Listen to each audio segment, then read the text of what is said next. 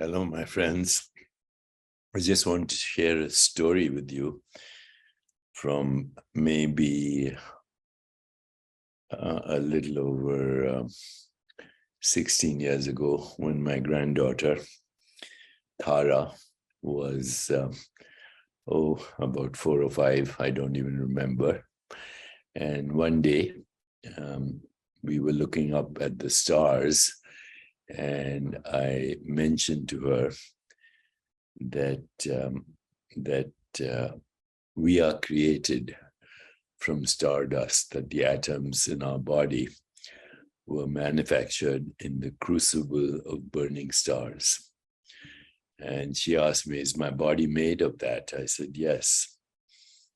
And she asked, is my brain and are my eyes made of that? And I said, yes.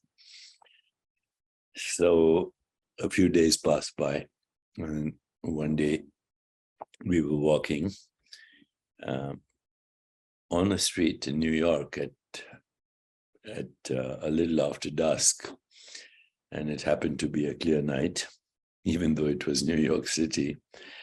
And she said to me, Nana, which is the Indian word for a grandfather on the mother's side. She said, Nana, look up. And I looked up and I said, what do you want me to see? She said, the stars want to see themselves through you. The stars want to see themselves.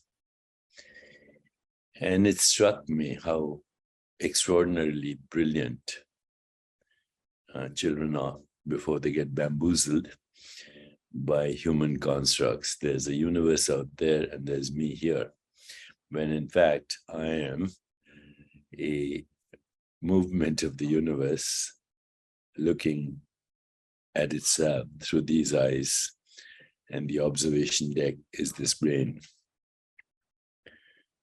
If people understood that, they would feel holy, they would feel whole, they would be healed. But no, we have created throughout history, from medieval times unto now, the notion of the separate self, the conditioned mind. And this separate self is a hallucination that is the cause of all human suffering. How do we correct that? Well, ultimately, it's a return to innocence, a deconstruction of our mental models, a deconstruction of our human constructs that have been handed down to us and recycled through the ages.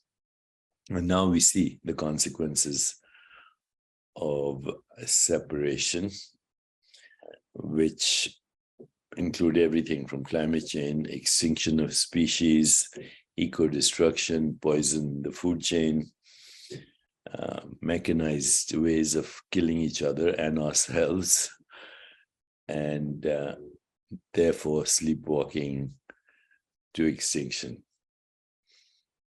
Do you think we can reach a critical mass of people in personal transformation for a social transformation that can once again be holy and healed through a return of innocence and the profundity of knowing that we are stardust beings and that the universe looks at itself through innumerable eyes and innumerable observation decks, otherwise referred to as the human brain.